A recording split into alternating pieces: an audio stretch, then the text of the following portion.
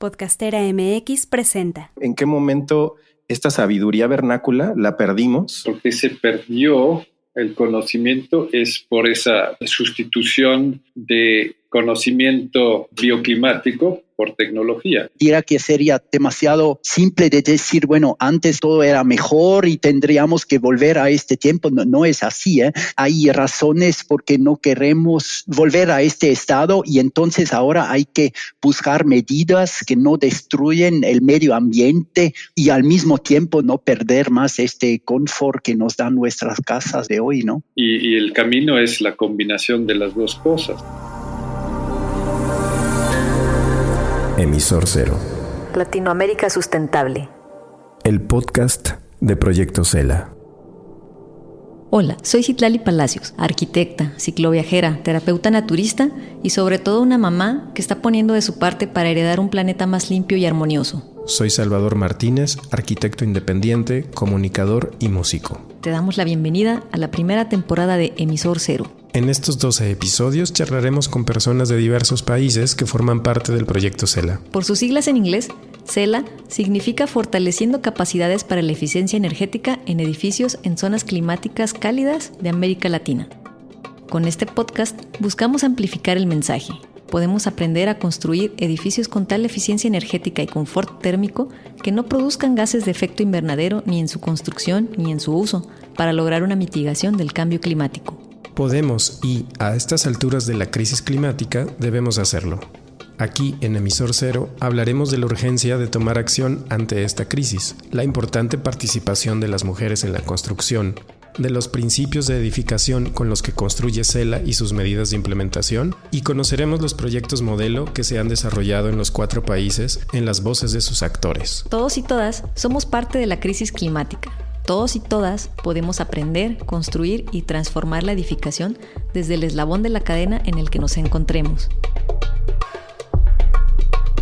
Bienvenidas al episodio 3 de Emisor Cero, que se lanza justo en el equinoccio de primavera en el hemisferio norte y la entrada del otoño desde el Ecuador hasta la Patagonia. Hoy profundizaremos en los términos de eficiencia energética y confort térmico o confort adaptativo. ¿Cómo estás, Salvador? Muy bien, Citlali, qué gusto volver a estar aquí en Emisor Cero, tener a nuestros invitados Andreas Meyer desde Suiza y Jacen Schleich desde la Ciudad de México. Ambos son expertos y representantes de la certificación Minergie y su aplicación tanto en Europa como en zonas cálidas de Latinoamérica y el Caribe, así que nos contarán desde su experiencia en la adecuación de esta certificación, cómo es que funciona en el frío y el calor. Así es, que tanto se puede adaptar una certificación en un país y en otro, ¿no? Antes de presentar a los invitados, les voy a decir que el proyecto CELA ha desarrollado 15 principios de eficiencia energética y confort adaptativo que permiten diseñar, implementar y operar edificaciones sustentables con la idea de que los ingenieros y arquitectos puedan adaptarlos fácilmente y que las construcciones tengan altos estándares de eficiencia. Jacen y Andreas conocen bien estos principios desde la práctica, por lo que pretendemos conversar precisamente sobre ello y sobre uno de los showcases en el sureste mexicano. Así es, pues presento a Andreas Meyer. Él es de Suiza, es ingeniero forestal de la ETH en Zurich y tiene un MBA en Barcelona y desde el 2015 es el director general de la asociación Minergie a nivel global y es responsable de la norma suiza de construcción sostenible que ya se ha aplicado en 53,000 edificios. Existe una estrecha relación con América Latina a través de varios proyectos energéticos en México, Ecuador, Perú y Chile, y uno de ellos cuyos resultados fue el lanzamiento de la norma Minergie en Chile en 2022. Andreas Meyer fue corresponsable del desarrollo y funcionamiento del programa suizo de renovación de edificios a nivel nacional. Jacen es arquitecto también de la ETH de Zurich en Suiza y como ciudadano comprometido, su interés por la construcción surge de la idea de que la arquitectura es un pretexto para pensar la ciudad, el medio ambiente y la sociedad. Su trabajo se centra en la resolución de problemas complejos en situaciones con necesidades sociales, ambientales, políticas y económicas sensibles y ha expuesto en las bienales de Venecia, Chicago y Quito, y actualmente es socio de las empresas Locus y Sustainable Living. Hola Andreas, hola Jacen, ¿cómo están? Hola, muchas gracias por invitarnos. Todo bien aquí.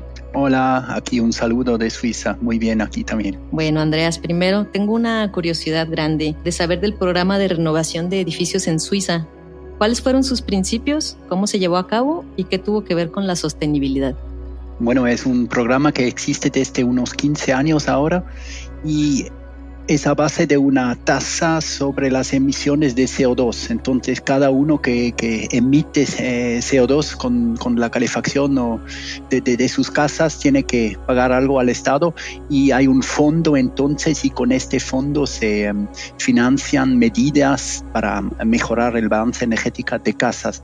Y lo interesante es que es muy sencillo, es que no se trata solamente de sostener gente que hace una renovación global total de los edificios, pero también para gente que hacen solamente elementos, ¿no? que cambian las ventanas o que cambian la calefacción o que hacen algo con la isolación de los techos y todo eso.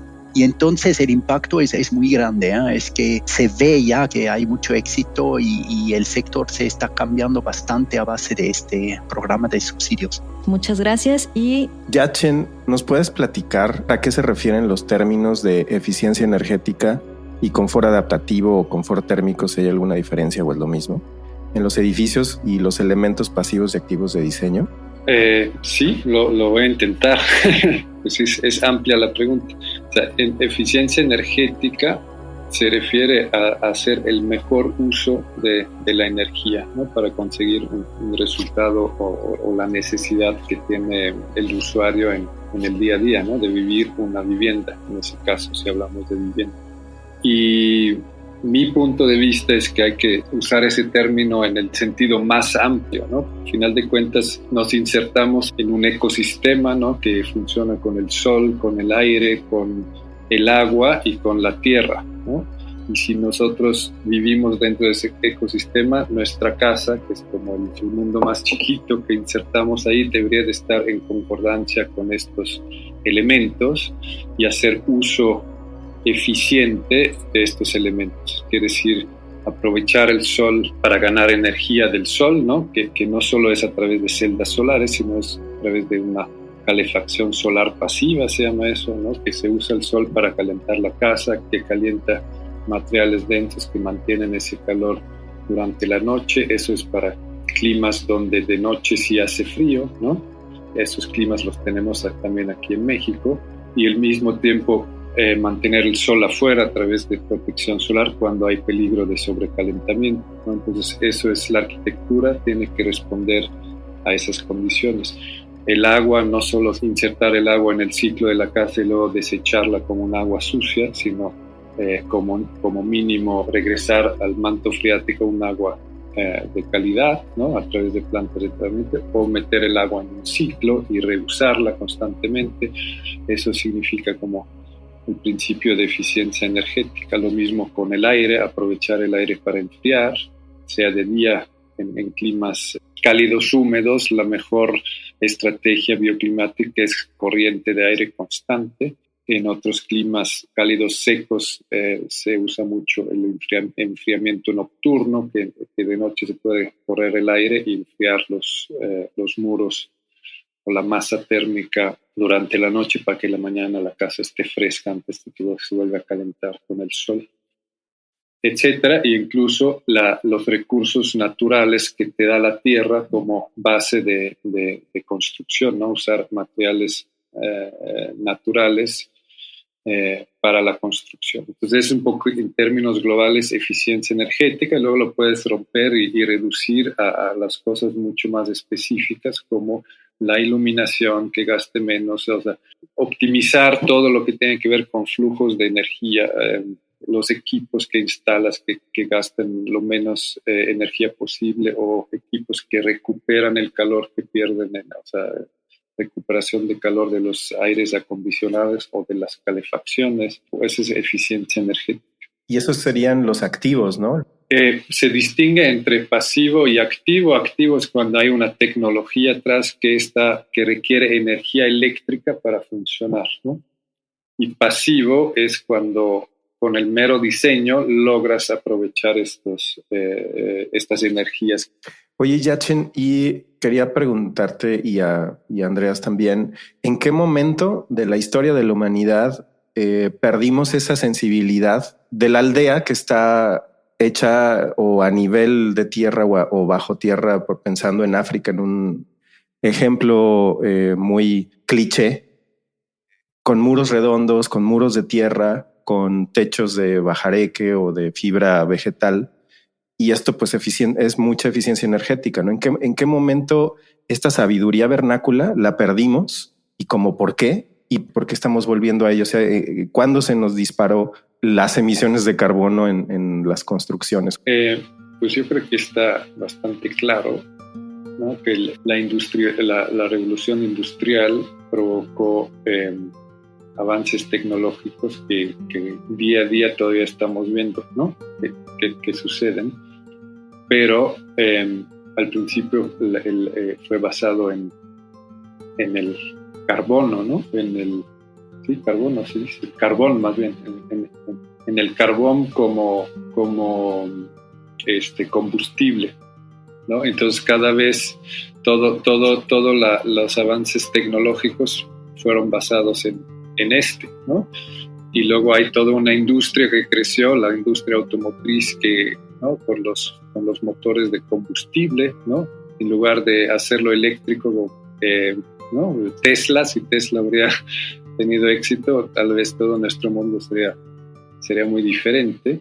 Y luego la creencia ahora regresando a la arquitectura, pues el movimiento moderno de la arquitectura, pues empezó a deshacer conceptos arquitectónicos que vienen de mucho atrás.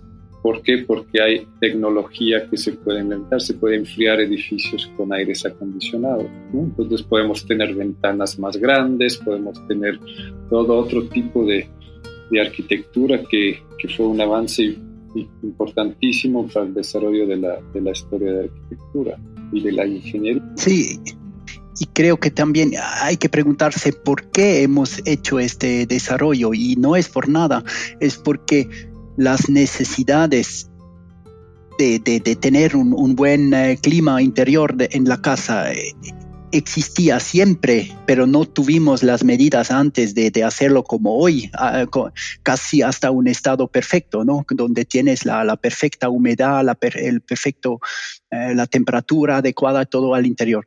Yo estaba viviendo durante mis estudios un medio año en la selva amazónico y otro medio año en el este de la zona Sahel, no sé si se dice así, de África, ¿no? Y la gente que que encontré allá viviendo junto con ellos en sus casas, ellos también no les gustó mucho este calor, ¿no? Era en África, el calor era inmenso, ¿no? Y era muy difícil de dormir y de recuperarse durante la noche, ¿no?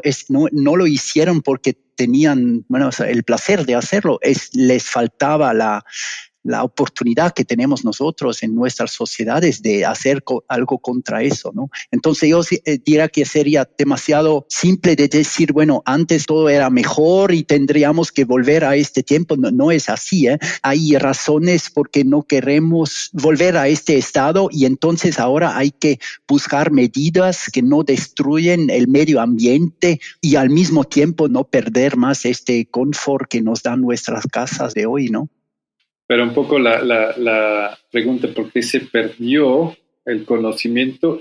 Según yo, sí es por esa sustitución de conocimiento bioclimático por tecnología. Y el camino es la combinación de las dos cosas, ¿no? Y eso es lo que estamos como promoviendo, por ejemplo, en Minergie, ¿no? De agotar todas las medidas pasivas y complementar con tecnología lo que no puede hacer solo lo pasivo. Y muy de acuerdo, y puedo dar un ejemplo de Suiza, es que en los años antes de la crisis del petróleo, en los años 70, donde los países exportadores de petróleo no se exportaban más petróleo a Europa, la calefacción de 1 metro cuadrado de una casa suiza nos costa 25 litros de petróleo por año, ¿no? 25. porque el petróleo era súper barato y había mucho, ¿no? Y pocos años después lo hemos bajado a 5 litros y hoy hasta 2, ¿no? Y es que la razón es sencilla, ¿no? Es que existía este petróleo, no hemos pensado en el daño que hace al medio ambiente, era súper barato y entonces hemos perdido completamente los conceptos de antes, porque había no sé, cómo decía, Überfluss, abundancia de un recurso. Abundancia de esta energía, sí. Oye, Andreas, y ahorita que mencionaron Minergy, me gustaría saber si nos puedes compartir sobre la certificación Minergy y cuál es su enfoque. Bueno, la certificación Minergy no es una pura certificación que hace cálculos, pero es más una filosofía. Es que lo más importante de este estándar de construcción es el diseño integrado, ¿no? De pensar al inicio cuántas tecnologías quieres combinar con qué tipo de arquitectura y estás invirtiendo bastante tiempo en esta fase de concepción, de planificación de la casa para buscar este balance, óptimo entre estos dos mundos, la ecología y arquitectura. Y el resto viene automáticamente. Si una vez te lo has pensado bien y estabas en una mesa junto con la arquitecta, junto con el ingeniero, junto quizás con el usuario también, el usuario futuro de la casa, es que tenemos todas las medidas para construir una casa con 0 emisiones. Eso todo es factible hoy y el estándar Minergy te ayuda a buscar y a encontrar este resultado. Pero quizás Yachem puede describirlo de manera más buena lingüísticamente, ¿no? No, yo creo que viste justamente la esencia, ¿no? La esencia no es un checklist de cumplido, sino es una combinación de criterios que te llevan a ese resultado, y dentro de ellos hay mucho énfasis, como ya lo dijimos, en el diseño arquitectónico adecuado a cada situación climática y situación también socioeconómica de los recursos disponibles en el lugar. O sea, es una cosa, es un estándar que busca adaptarse a los diferentes climas y países en Latinoamérica, si estamos hablando del Minergy LATAM y el Caribe, y que tiene también estas exigencias en el uso de tecnologías, ¿no? Ese es básicamente el fondo. Minergy Suiza es muy diferente. A lo mejor, Andreas, tú puedes explicar un poquito qué es Minergy Suiza y cuál es la diferencia. O sea, que no es simplemente una copia de Minergy que se implementa aquí, sino más bien estamos aprovechando los conocimientos que se han tenido, ¿no? Sí, es que nos platiques un poco cómo es que funcionan los mismos principios para condiciones de mucho frío en Europa y en zonas calientes de América Latina. Ya nos habían platicado en la conversación previa que mucho frío y mucho calor se comportan igual, pero si nos pueden explicar eso. Primero, quiero decir que no hay que simplificarlo demasiado, ¿no? En Suiza también tenemos 2 o 3 meses al año donde las temperaturas suben hasta 35 grados y tenemos más y más con el cambio climático también el problema del calor, ¿no? Y entonces hablando más y más de aire acondicionado también. Y para complicarlo, en el mismo sitio tú tienes 2 o 3 meses donde las temperaturas bajan hasta -5, -10, ¿no? Entonces es como un extremo, si quieres, ¿no? Tienes que enfocarle en los dos problemas, ¿no? Temperaturas muy altas, temperaturas muy bajas.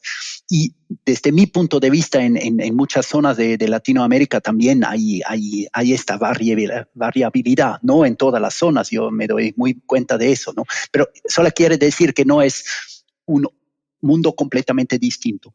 Y también la segunda cosa es que tenemos que pensar por qué creamos este clima interior que te da la posibilidad de dormir bien o de trabajar bien y todo eso. Entonces hay que pensar en las personas, en los seres humanos. Y tenemos necesidades bastante similares en todas las zonas del planeta, ¿no? Es que todos dormimos bien a 20 grados. Todos.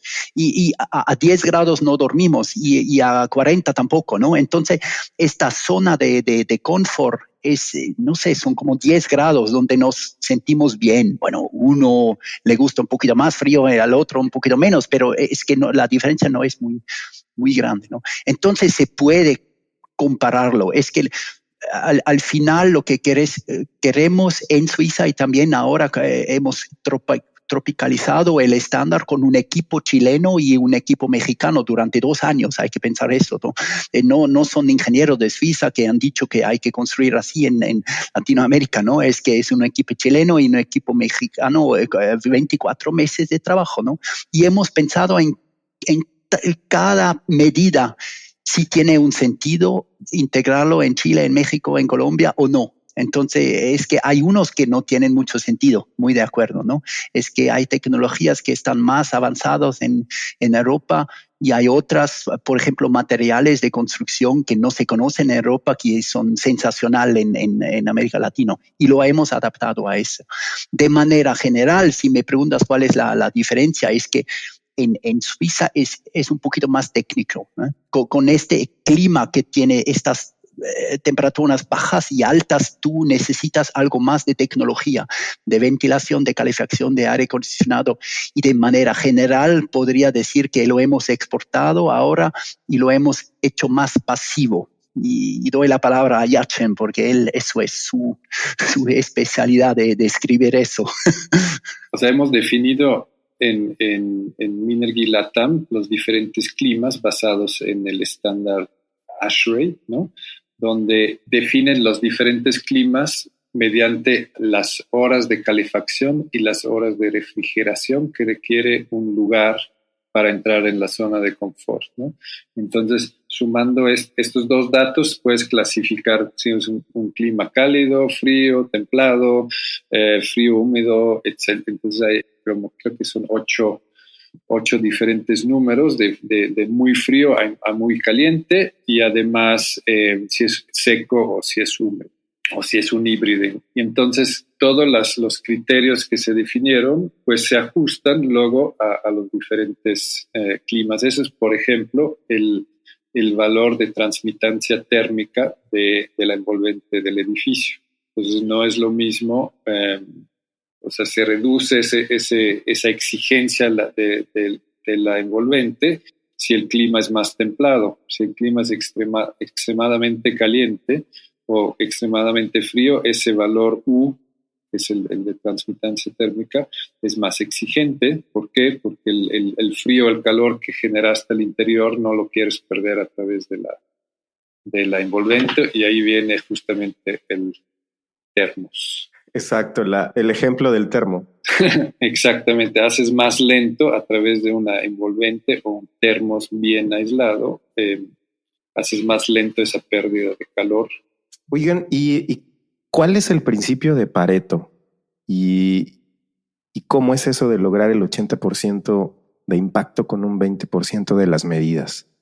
Bueno, yo empiezo y pues ya sigue. Es que, bueno, es un principio que existe desde mucho tiempo, ¿no? Es que con pocas medidas tú tienes, como se dice, con 20% de las medidas de la inversión, también se podría decir una inversión en términos económicos, tú tienes 80% del resultado. Para coger el ejemplo del envolvente, si quieres un envolvente que no deja salir nada de frío, nada de calor, es súper caro.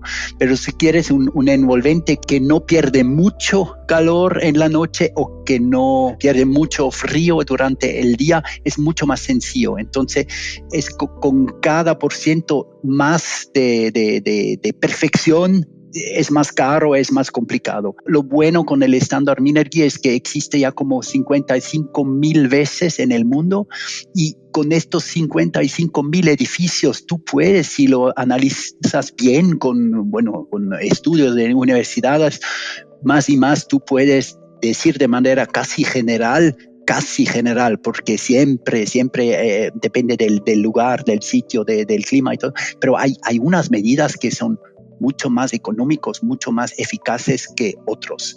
Y eso se puede ver si tienes una variedad tan grande y un número tan grande de edificios a estudiar.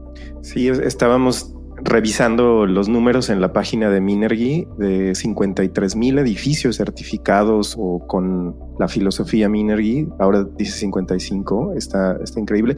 Creo que vamos a dejar en el copy del podcast la página de Minergy para que puedan investigar, ver de qué se trata.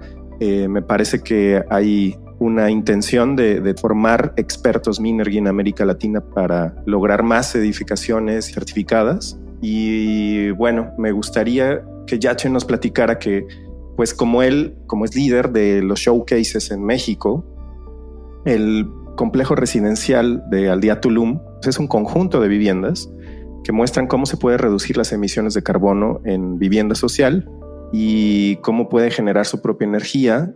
¿Nos podrías contar, Yachen, un poco más de este proyecto? ¿Qué retos has enfrentado al haber llegado? Si se hizo con diseño desde el principio o se tuvo que implementar algo. Y bueno, pues es un ejemplo práctico. También vamos a dejar la liga para que lo puedan revisar en internet. ¿Qué nos puedes platicar sobre ese ejemplo en particular, Yachen? Pues eso es en el marco de CELA, ¿no? El programa que ya todo el mundo que está escuchando el podcast conoce, no lo voy a crear más, pero uno de los pilares fuertes del programa es poner en práctica la teoría, ¿no? Entonces se decidió hacer un showcase por país y el de México es vivienda de un desarrollador de Cancún que se llama CADU. Y es un complejo que ellos están construyendo en Tulum, de vivienda de interés social. Hay que entender qué significa también para los de otros países. Vivienda de interés social significa que tiene un tope de precio de venta una unidad, ¿no? Que son aproximadamente 600,000 pesos, me parece, alrededor de esos a $30,000, y así se define vivienda de interés social. Ese proyecto está certificado por Ecocasa, que es un certificado de la Sociedad Hipotecaria Federal, que ya implementa varias medidas de eficiencia energética, y con eso, o sea, si un proyecto es Ecocasa, pues tiene acceso a créditos puente para los desarrolladores pues más favorables, ¿no? Entonces empezamos cuando se escogió ese proyecto, pues el proyecto ya estaba hecho, digamos, el proyecto arquitectónico ya estaba hecho bajo criterios Ecocasa, que son los más altos que hay en México hoy en día, a ese nivel, en ese sector. Y lo que hicimos es, mediante un proceso de diseño integrado, mediante un design charrette, quiere decir que es una semana donde se sienten expertos que trajimos del lado de CELA, con todos los involucrados del lado de CADU y de esas entidades que están involucrados en el proyecto, como la Sociedad Hipotecaria Federal y otros actores. Nos sentamos virtualmente, porque era durante la pandemia, en una mesa de trabajo y analizamos qué medidas de esos 15 principios de CELA se puedan implementar en el proyecto. Entonces, el primer día fue como explicar los 15 principios a todos los participantes para que todo el mundo tuviera una base de conocimiento. En el segundo día se priorizó cuáles criterios creen todos los involucrados que son los adecuados y que sí son viables implementar. Y el tercer día ya se elaboraron estrategias precisas de estos criterios, y ya con un enfoque económico ver si es como viable en el tema financiero de cada implementarlos. Y al final salieron 4 medidas que se implementaron, y básicamente eran la protección contra la radiación solar, o sea, protección de ventanas. Implementamos un toldo afuera de las ventanas para evitar la radiación directa. Las ventanas que ya tienen el proyecto tienen una película de cobalto que es muy eficiente, pero cuando abres la ventana, pues la película desaparece también, ¿no? Y si tienes afuera una protección exterior, pues tienes el beneficio de ventilar y proteger, ¿no? De la radiación. Entonces eso fue una medida. La otra es mejorar la ventilación cruzada implementando una ventana adicional que mejora el flujo de aire. La tercera es entre edificios, eso es más bien no del departamento en sí, sino entre los edificios, mejorar la circulación de aire, porque entre los edificios hay como unos pasillos donde están las áreas de lavado, y esas estaban separados con muros y bloqueaban el flujo del aire. Entonces abrimos vanos muy grandes en esa zona, y así podía cruzar el aire y enfriarse, porque son espacios angostos con sombreados donde no entra el sol. Entonces ese aire fresco se introduce a la vivienda. Y el último que se implementó fue mejorar el impermeabilizante de la azotea con un cool roof que es muy reflectante y muy emisivo. Entonces eso también ayuda al último departamento en tener menos problemas de calor. Entonces esos fueron como los principios que se implementaron. ¿Y tienen pensado algún otro showcase en México, o este por lo pronto es el único? De momento es esto. Ahora se está evaluando de parte de COSUDES si hay una siguiente etapa de CELA, y en ese caso obviamente se hará otro showcase que se está por definir. Les vamos a dejar la liga también en el copy para que conozcan. Hay una infografía muy ilustrativa y clara sobre los 15 principios de CELA, entre los que están estos que nos empezó a compartir Yachen: el control de la radiación solar directa, el aislamiento térmico incorporado, movimiento del aire. Vamos a tener un episodio de energía incorporada y autogeneración de energía renovable, ¿no? Entonces vayan a la página de Proyecto CELA. Pues chicos, ¿qué podemos hacer como usuarios en el día a día en las edificaciones que habitamos? Es importante la pregunta, porque uno de los 15 principios se trata del comportamiento del usuario. O sea, no sirve de nada diseñar un edificio perfecto y que el usuario no lo entienda o no lo sepa usar.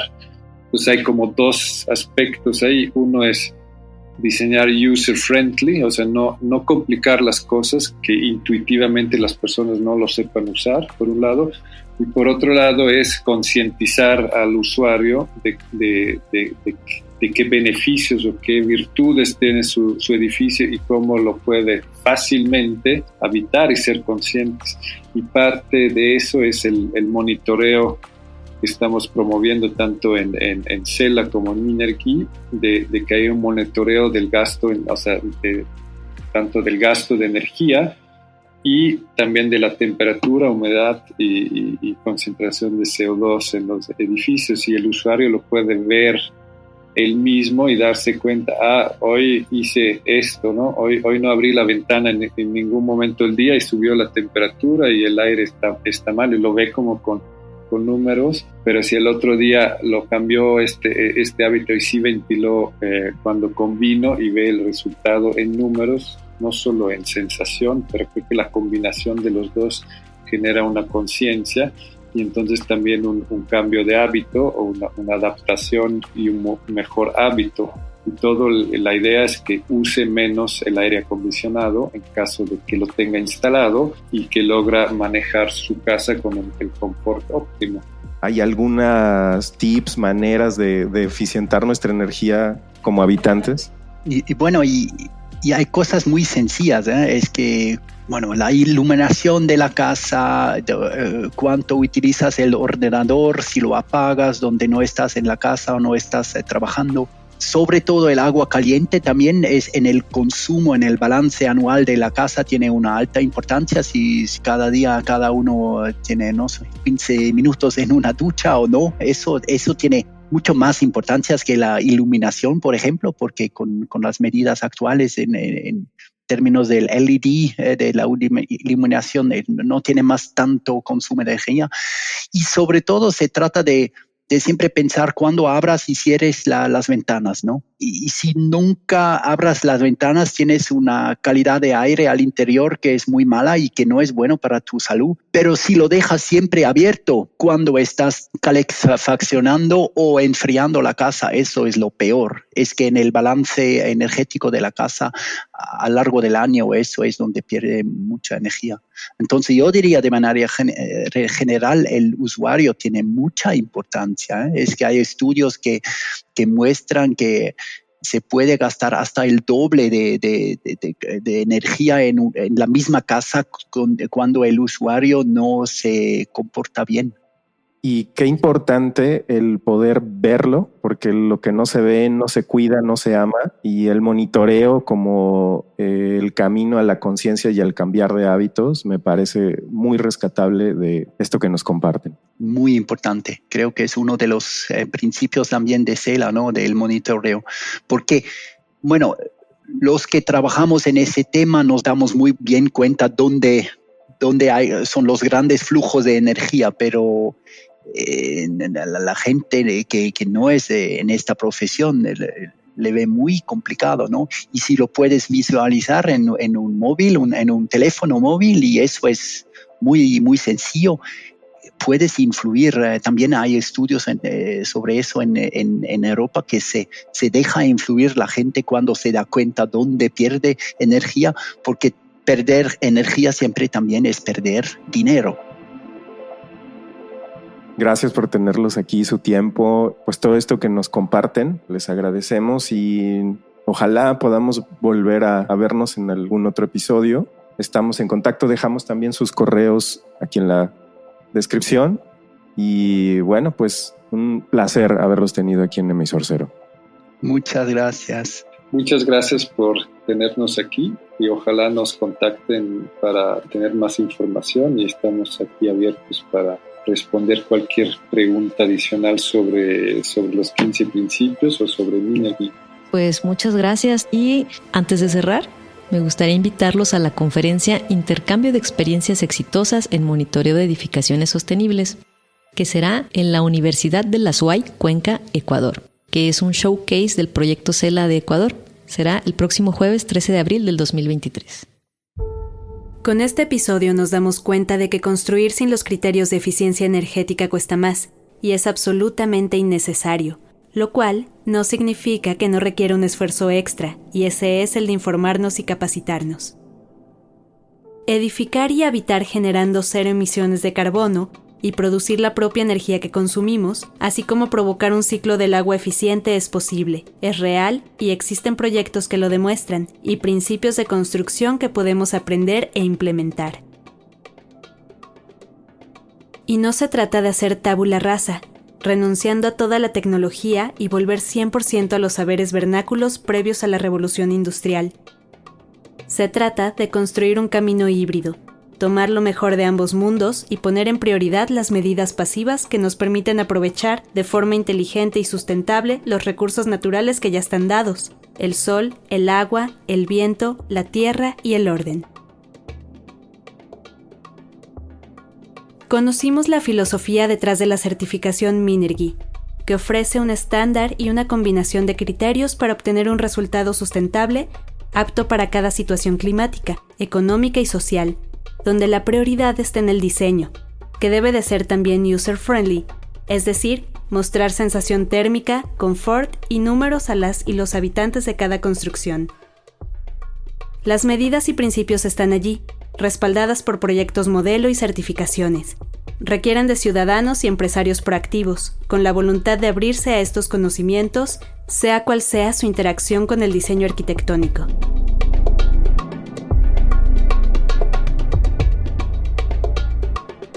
Cela es un programa que se desarrolla en zonas cálidas de Perú, Ecuador, Colombia y México. Ha creado 15 principios para la construcción y realiza cursos y seminarios en los 4 países e involucra a 8,000 profesionales de la arquitectura e ingenierías, de las cuales más del 50% somos mujeres. Dentro del proyecto existe una red de mujeres que actúan en la industria de la construcción sostenible en Latinoamérica. Ayúdanos a amplificar el mensaje compartiendo este podcast entre tus amigos y en tus redes sociales. Si tienes preguntas o quieres compartir tu experiencia, escríbenos a emisor0@podcastera.mx. Nos encantará leerte. Te invitamos a conocer más en www.proyectocela.com y Proyecto Cela en LinkedIn y Facebook.